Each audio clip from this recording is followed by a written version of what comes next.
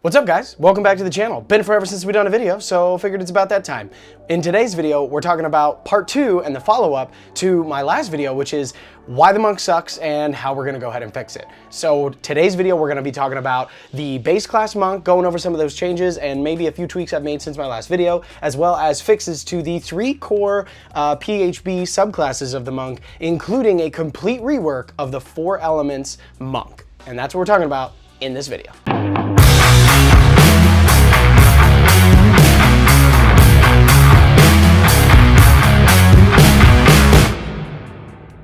I wanted to say, first of all, thank you for coming back to the channel. Appreciate you very much. Like I said, guys, in today's video, we're gonna go ahead and be talking about the monk. Now, I have a bone to pick with the monk, with the developers of D&D, I'm sure you can tell, about the monk, because I love the monk. In fact, it was arguably the first class I really played because I was able to go through several levels of it. And it just left a lot to be desired for me. Over the years, as I've gotten more and more into this hobby, it just collectively seems like as a community, we all agree the monk is not what it should be. So this is my take on it. So what we're gonna do is we're gonna go ahead and dive into the home brewery where I've got my full rework. It's Jesus, that one.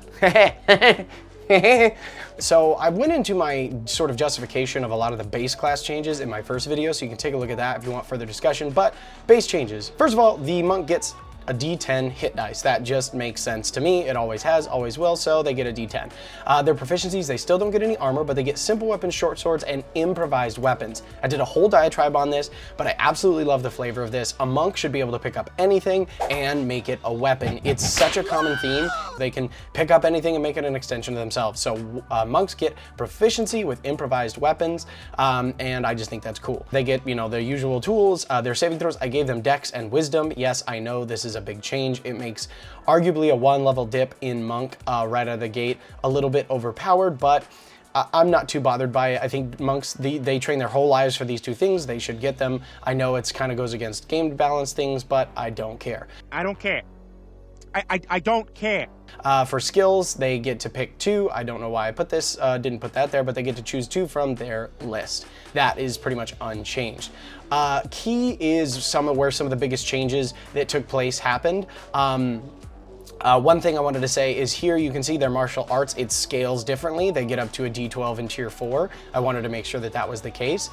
Great Axe is D12, you can have that at level 1, so don't see why their unarmed strike shouldn't scale into the D12. They also get more key points. First level, they get 4 key points, so they get 2, your monk level determines the number of key points you have as shown in the key points column. Originally they only had 2 here, I gave them 2 extra. Flurry of blows, this is one of the big changes. So immediately after you take the attack action, unchanged up until there, but here is the change. The number of unarmed strikes you can make with this feature increases to 3 at level 11 and 4 at level 20. I've done the math. I showed a whole thing on it in my previous video, so won't get too into it here. I might pop it up here somewhere on the screen, but you can see here, I've, like I said, done the math. I've compared it all. It works. It still keeps them in stride with a lot of the other fighter and martial type classes. Patient defense, it's unchanged, except I added that you may use your reaction to take patient defense when a creature you can see targets you with an attack. I mean, just being able to use their reaction to dodge is, again, like it's everything you've ever seen in a Kung Fu movie ever. Step of the Wind, there's just so many things here that compete with their bonus action, so I wanted to make Step of the Wind a little more accessible and a little more, I don't know, able to be used. So on their turn, they can spend 1 key point, no action required, so their movement does not provoke opportunity attacks until the start of their next turn. And during that time, their jump distance is also tripled. Now, I made Step of the Wind, gave them the disengage action for the cost of that 1 key, but took away the bonus action requirement, and then folded in the bonus action dash into unarmored movement. Just makes sense. Let's make monks the kings of movement as they should be. Slow fall beginning at 4th level. While you are conscious, you reduce any falling damage you take by an amount equal to 5 times your monk level. I just wanted to take away the reaction component for this. I think it was kind of weird. I don't know why it's a reaction, but just wanted to make that a thing.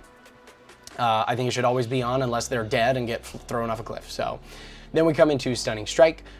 So Stunning Strike is tricky. It's like everybody thinks it's so good, and it is if you're fighting one monster. Because Ki runs out so quickly, because this target's a good save for monsters, for many reasons that I got into in a previous video, I changed it, or I kept it pretty much the same. I just made it so that at least if the target fails, they just can't take reactions till the end of their next turn. So if you hit them, can't take reactions. It's like Shocking Grasp, the wizard can do it. So just thought that that was a nice little something. At least they get something for the expenditure of that resource, even if it's something like can't take reactions. It's a really fun flavor thing. They could do it to a big target and have all their friends get away. I just think it's fun. Now, Stillness of Mind. This one is arguably the most overpowered change that I've made, but beginning at 7th level, you are immune to effects that will cause you to be charmed or frightened. Again, the paladins, paladins get immunity to fear. Later on, I think at level 7, maybe level 10, I don't remember. And if you pick that right subclass, that right, oath, you are also immune to charm effects. And plus, with the friggin' paladins bonuses to saves, they're basically immune to charm and frightened effects anyway. So with this monk, I just figured, charmed and frightened, they spend their whole lives freaking meditating and keeping their minds still from outside factors. They might as well get something for it. And then I also thought it would be cool to add a sort of a utility aspect to the monk that as a bonus action on their turn, they can touch one creature and spend a key point and end one effect on them that is causing them to be charmed or frightened. It just again, it's a very cinematic thing in my head, and I like the flavor of it a lot. Moving into Purity of Body, this is such a ribbon. I mean, poison is good, disease is almost never comes up. It's never come up in any game that I've played, and even like games like Critical Role, I've seen it come up once with Bow. By and large, not really a thing that happens. And then poison, that comes up more often, but not as much. And I wanted to add in the resistance to necrotic damage here. It just makes sense. There's ki and life force flowing through a monk at all times, so why not give them resistance to necrotic damage? The monk doesn't get any other resistances. They rely wholly on magic items to get resistances, so this made sense to me, especially because, Purity of Body, your body is immune to those death-like touches, which I thought was pretty cool. This is a pure addition, Restore Balance. Now, right now they get Tongue of the Sun and Moon. So all of the features that are here are either additions or changes. If it's not here, it stays the same. So Tongue of the Sun and Moon is their 13th level feature here. But I wanted to add something else because Tongue of the Sun and Moon is all flavor and RP and very little actual in-game utility in my experience. So Restore Balance. You've gained a deeper understanding of the ki that flows through all living things, and your touch can restore the balance of ki in others. Beginning at 13th level, you can cast the spell Greater Restoration without providing components. Once you make use of this feature, you may not do so again until you finish a long rest. Originally, I had this as the Wisdom modifier, but at this level, 4 to 5 free Greater Restorations with no components seemed like a lot, so decided to bump it down to 1 Greater Restoration per day without material components. I just think it's a really, really cool thing. And again, free up paralyzation, free up, remove a level of exhaustion from themselves or an ally. Again, very good utility, out of combat utility for the monk, which is something they don't have a ton of. So I like the flavor of it, and I really, really enjoy the feature.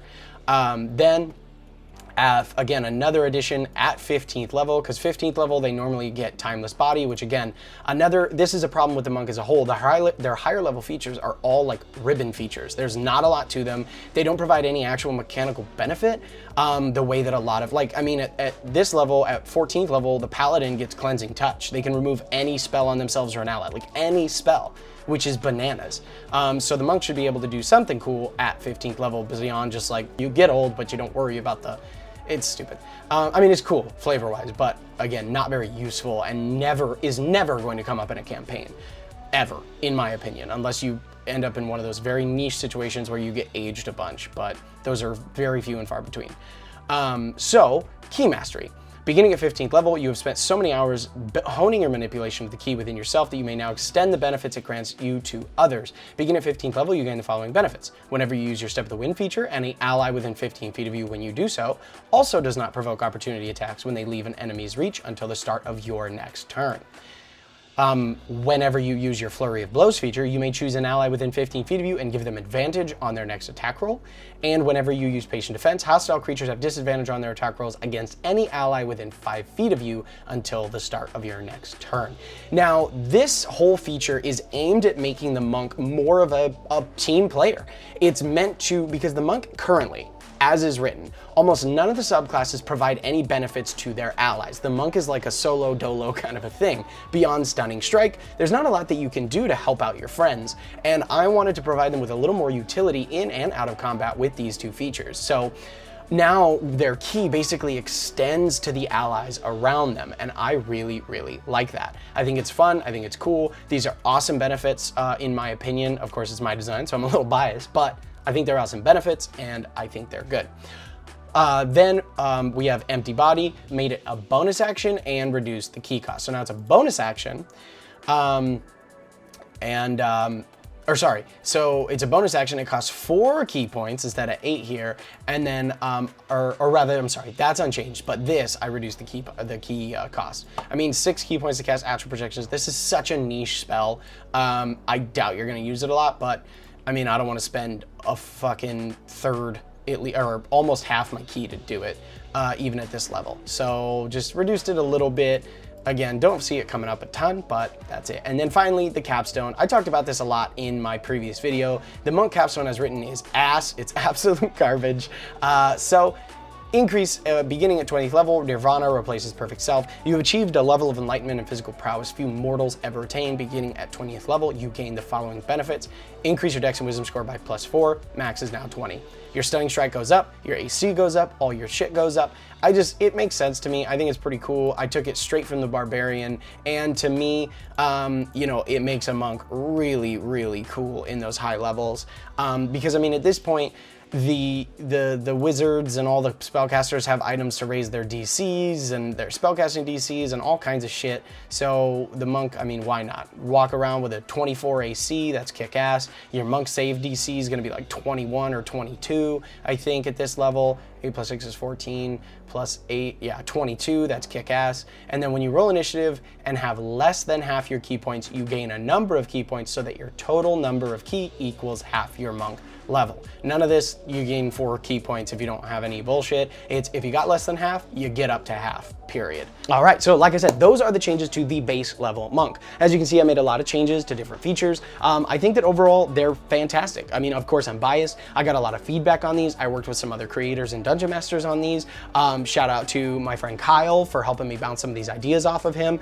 And shout out to one of my players, Jeffrey, for playing one of these for a little while. But I think that overall, they're good changes. I've gotten a lot of good feedback from people who have played my monks in either one-shots or, sort of little bouts in the campaign.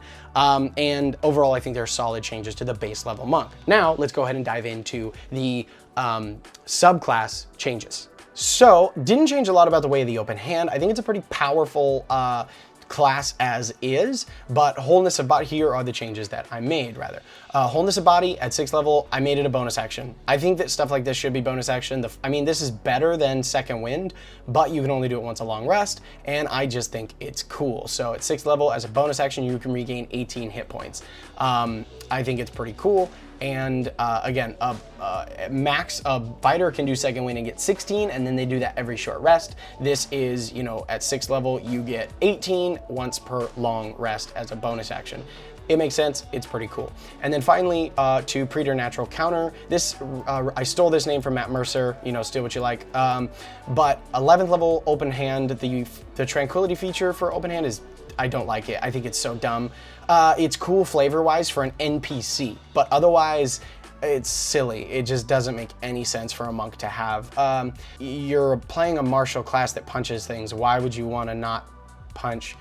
It's just bad. So whenever a creature misses you with an attack, you may use your reaction to make a melee attack against that creature. If you have already used your reaction this turn, you may spend 2 key points to use this feature. You may only spend key points in this way once per round. So basically, once per round, you get to, if you can either use your reaction to pop them and maybe attempt a stunning strike. If you've already used your reaction, you can spend 2 key points to do it once, and then that's it. You basically can do it twice per round maximum. I just think it's cool, seems cool flavor-wise, and gives the monk the opportunity to counter and use a lot of their features off turn. Next, that's it. Those are the big changes for the way the open hand. I think it as is pretty cool, actually. And I think with the base level changes that I made, the monk way the open hand becomes pretty solid. Next, we have Way of the Shadow. So in your To Shadow, their 3rd level feature, beginning at 3rd level, the key flowing through you makes you darkness your ally. You gain dark vision out to a range of 120 feet, and on your turn, you can spend 1 key point, no action required, to see through magical darkness for 1 minute. Now, this just makes it so that the fucking Shadow Monk's main shtick, which is casting darkness, doesn't fuck them. Like, I mean, the whole point of, for example, a Hexblade or a Warlock with darkness and Devil's Sight cheese is to be able to see in the darkness you create. And I think that this just, I mean, it doesn't make sense that a monk wouldn't be able to do the same thing. Their darkness is created by their own key. Why would they not be able to see through it? I just think this makes sense. And then Shadow Step is at 6th level. It's unchanged except you, as part of doing it, you can make one unarmed strike. It's so that you don't completely have to choose between all your unarmed strikes and this mobility. It still just gives you one unarmed strike as part of the bonus action. It never goes up, just always allows you to punch once.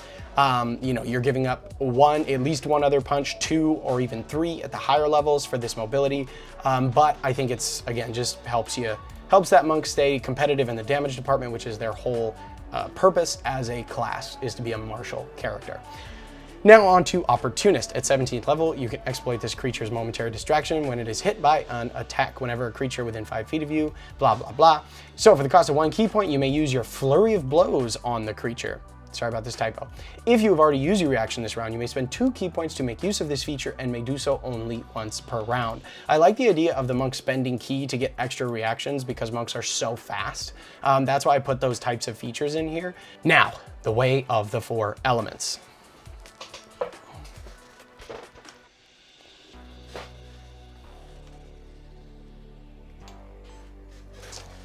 All right, so this is the big one, the Way of 4 Elements. Now, the Way of 4 Elements in the PHB is not good. It's just not good. My whole thing with it is that I don't want to play a monk that just casts some spells way shittier than any spellcasting class does it. I want to play a monk that can do something totally and wholly unique to them. The point for me of subclasses is that they do things in a very unique way. They have very unique abilities that contribute something that no one else can contribute. And right now, the PHB monk is just, again, it's a bad monk whose biggest feature is that they can cast spells that the wizard and the druid and every other spellcaster has been able to cast for like 6 or 7 levels, and they do it shittier. So it's just bad. It's poorly designed. It doesn't work well, in my opinion.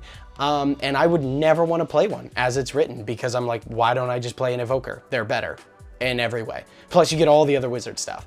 So I wanted to make some big changes to this. I took a lot of inspiration from Avatar: The Last Airbender, love that show, and I wanted to basically make an elements monk who could move between forms of elemental sort of affinity and create unique effects. Now, there are still some spell casting stuff here. There is still some spell casting stuff here, but I think that you'll like the changes that I made with it, because I gave them, when I did give them spell casting, I gave them a little something extra. I tweaked it a little bit so that it's still unique and they can do things with it that no one else can. So let's go ahead and dive in, and I'd love to hear what you guys think. And oh, by the way, while we're talking about this, if you're enjoying this, if you enjoyed my rework, if you enjoy the video at all, make sure to go down, do a like, do a subscribe, do all the things, because this is a new channel and I'm trying to, make things work. So appreciate you so much, and let's jump back into the computer. All right, so the Way of the 4 Elements monk. It is a complete revision. This is a complete revision, and we are off. Command elements. At 3rd level, you get all the cantrips. Shape Water, Mold Earth, Gust, and Produce Flame cantrips. Your spellcasting ability for them is Wisdom, and by spending a key point on your turn, you can cast any of these spells as a bonus action. I think it's cool. I think it gives the monk the opportunity to like punch or hit twice with their staff, and then bonus action, spend a key point, throw a Produce Flame across the map, or light something on fire, or freeze some water, or push some dirt around. I just think it's fun, and gives them a little bit more of in-combat options. Of course, it competes with that bonus action, but having options is good, and this just lets them do fun things outside of combat in a lot of instances that I think they should be able to do. So I just let them do all 4. Why not? They're 4 cantrips. They're pretty harmless overall. Not a lot of game-breaking shit here, and it's fun and will allow a lot of roleplay opportunity, in my opinion. Now, the big one, elemental forms. So, beginning at 3rd level, you may choose one elemental form: air, earth, fire, or water. Using a bonus action on your turn, you may spend 2 key points to harness the elements around you and take on aspects of the form you have chosen. You can maintain a form for 1 minute or until you are incapacitated. You can shift to a different elemental form as a bonus action on your turn. That should say on your turn, but each of the elemental forms improve as you gain levels in this class, and you learn an additional form at 6th, 11th, and 17th level. As you gain levels, you gain any additional features of the elemental forms you already know, and when you learn a new form, you gain all of the features from that form as long as you meet the level requirements. So if you learn a new form at level 17 and it has benefits from 3rd, 6th, 11th, and 11th level, you gain all of those benefits plus the 17th level. Again, the idea here is a monk goes through the journey 20 from levels 1 to 20 of harnessing all of the elements. So again, very Last Airbender flavor-esque. Some of these forms grant you the ability to cast spells. To cast one of these spells, you must use its casting time and other rules unless specified otherwise, but you don't need to provide material components for it. If any feature or spell requires a saving throw, the DC is equal to your key save DC. So first up is air. Beginning at 3rd level, while in this form, this is just flavor, but when you use your flurry of blows, your reach for your strikes increases to 30 feet, so you can hit things from further away. If 2 of your flurry of blows attacks hit the same creature, you can choose to push that creature up to 10 feet away from you, and while in this form, opportunity attacks against you are made with disadvantage. Again, the idea for air is you're elusive, you're fast, you can do things, you can hit things from farther away, so that's the flavor here. Beginning at 6th level, while in this form, when you take the dash action on your turn, you gain a fly speed equal to your walking speed until the end of your current turn. If you are still flying when your turn ends, you fall to the ground. Again, just wanted to give them that temporary burst of flight. I think it's really, really fun. They'll be able to run up vertical surfaces later, but in this one, this allows a monk to literally step on the wind, which I think is really, really cool. So beginning at 6th level, beginning at 11th level, excuse me, this is a common theme. You gain some resistance while in each of your forms. So while in this form, you gain resistance to thunder and lightning damage, and while in this form, you may spend 3 key points to cast Lightning Bolt. For you, the lightning bolt cannot exceed 50 feet in length, but it need not be in a straight line, which is very important. So the monk can connect targets and move that line. If it is storming outside, creatures have disadvantage on their saving throw against the spell. Part of me may want to move these to here, to the 6th level, but I'm not too sure. Right now, 11th level feels right. I think 11th level is when a lot of your other, or it's close to when some of your other classes get 3rd level spells. So this might get changed, but right now I like it where it's at. And then finally, beginning at 17th level, while you are in this form, you have a permanent fly speed equal to your walking speed, and you are constantly under the effects of a freedom of movement spell. And when you cast Lightning Bolt in this form, it is cast as a 5th level spell now, for no additional key. Key cost stay the same, it's just a 5th level spell. That's air. Earth. So this is just flavor. I mean, you probably can understand what that says, but while in this form, if 2 of your flurry of blows attacks hit the same creature and the target is on solid ground, they must succeed on a dexterity saving throw or be restrained until the start of your next turn. The creature may use its action on its turn to attempt a strength check against your key save DC to escape. So basically the idea here is like rock comes up and grabs them. Again, very a la Avatar. I thought this was fun. And then while in this form, you gain a +2 bonus to your armor class. This is pretty strong, but it makes sense. I like the idea that you're kind of covered in rocks and get a bonus to your armor class. So this is a very good form in my opinion. Beginning at 6th level, while in this form, you gain a burrow speed equal to half your walking speed, and you can burrow through loose dirt and unworked stone. Wanted to keep it unworked stone and loose dirt because I didn't want to fuck up every dungeon for every DM, but still kind of cool, almost a ribbon flavor, but allows for some really interesting mobility options for a monk that is just not available to any other class.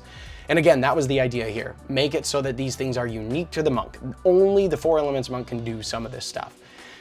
Beginning at 11th form, beginning at 11th level rather, while in this form you have resistance to acid and slashing damage. I picked slashing because it makes sense. I looked at some of the monsters in the monster manual that were earth-like, and this seemed to be a common theme, so gave them just slashing for 11th level. And you can spend 3 key points to cast Erupting Earth. And then again, for you, the area of effect can be whatever orientation you choose, so long as the total area does not exceed a 20-foot cube. And then if you are underground, creatures have disadvantage on their saving throw against the spell. So this doesn't have to be a cube. It can be a straight line. It can be, a zigzag, whatever the hell you want it to be. That's the point. The monk has more flexibility with their casting of these spells. And again, if you're underground, they have disadvantage. And then at 17th level, you gain resistance to bludgeoning, piercing, and slashing. And you cannot be moved against your will as long as you are conscious and on solid ground. And then when you cast Erupting Earth, it is cast as a 5th level spell. I think Earth is my favorite one. I've always been an Earthbender, I think, in heart, so this one's my favorite. Fire. While in this form, when you use your flurry of blows, your reach increases to 10 feet and your unarmed strikes deal additional fire damage equal to your proficiency bonus. So fire here is all about additional damage. Fire, it makes sense. But if 2 of your flurry of blows hit the same creature, that creature is set on fire and takes fire damage at the start of each of its turns equal to a roll of your martial arts dice. So this scales with your martial arts. And then another creature or that creature can use its action to douse the flames. While in this form, your weapon attacks deal additional fire damage equal to half your proficiency bonus rounded down. So this also includes your other weapons, not just your your unarmed or your flurry of blows. So basically you just get to add your proficiency bonus in fire damage to any attack you make in this form. Beginning at 6th level, if you move 20 feet or more before making a weapon attack, you gain advantage on the attack roll. This was kind of like that jet propulsion thing that the firebenders do in Avatar: The Last Airbender. I thought it was cool. And if the attack is successful, the target must succeed on a strength saving throw against your key save DC or be knocked prone. And then at 11th level, while in this form, you gain resistance to cold and fire damage. Again, there's that resistance. And then 3 key points to cast Fireball. If you're in an environment of extreme heat, such as the desert or near lava, creatures have disadvantage on their saving throw against this spell. And then finally, at 17th, while in this form, you are immune to fire damage, and any creature that hits you with a melee attack takes fire damage equal to half your monk level. That's a lot. A 17th level, that's anytime anybody touches you, they take 8 fire damage. That's kick-ass. And then while you cast Fireball, it's a 5th level spell. Again, fire is all about additional damage, some additional maneuverability, and like interesting, jet flame propulsion things, but largely about damage, about punishing people for hitting you and punishing people when you hit them. And then finally, we have water. Water is fun, in my opinion. I like this one a lot. Just flavor text here. And then while in this form, when you use your flurry of blows, your reach for your strikes increases to 30 feet. If 2 of your flurry of blows attacks hit the same creature, you can choose to pull that creature up to 25 feet towards you. This is this idea that like waves are coming and you can water whip. I kind of wanted to keep some of the water whip flavor because that was the best part about the Way of 4 Elements monks in the PHB. And then while in this form, you ignore difficult terrain, magical or otherwise, and you gain advantage on ability checks to escape being grappled. Then at beginning at 6th level, you gain a permanent swim speed equal to your walking speed and can breathe both air and water, so you just become amphibious. And as an action, you can touch a creature and spend a number of key points up to half your monk level. You may then roll a number of dice equal to the key points spent. The die size is your martial arts die. The chosen creature regains hit points equal to the total rolled, and this healing has no effect on undead or constructs. This one, again, with water, I took from Katara in the Avatar: The Last Airbender series, where she's able to heal some of her friends when she needs to with her water affinity. And I just thought this was fun. I mean, most monks can't heal, so why not give the monk this option? I thought it was fun and just provided them with a little bit of additional, good teamwork vibes. Then at 11th level, they gain resistance to acid and cold damage, and you can spend 3 key points to cast Tidal Wave. If you're standing in a body of water, maybe near water, up to DM discretion, creatures have disadvantage on their saving throw against this spell.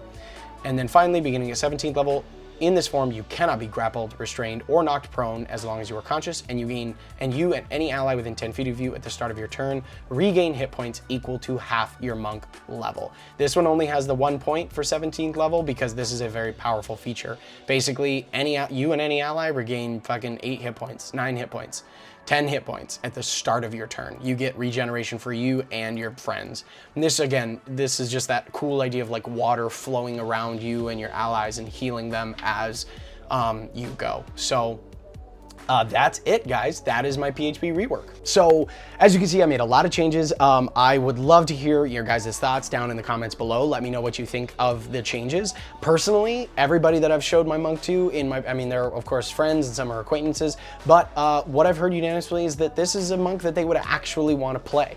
And it's a monk that I want to play. In fact, I might be playing this monk in a future campaign coming up here very, very soon. Because I want to test it out. I want to see what it's like. I want to see if it is going to give the flavor and the fun that I imagined when I saw the Way of 4 Elements monk. And personally, I think this will do a much better job of doing that. So let me know what you guys think down in the comments below. Let me know what you think of the changes. I'll post the full rework, of course, in the link in the description so you guys can take a look at it. Would love to hear, again, comments, any additional features that you think might go in here, questions you might have. So let me know down in the comments. I appreciate you guys sticking around this long, checking out the video, and I will catch you guys in the next one. Thank you so much. We'll see you later.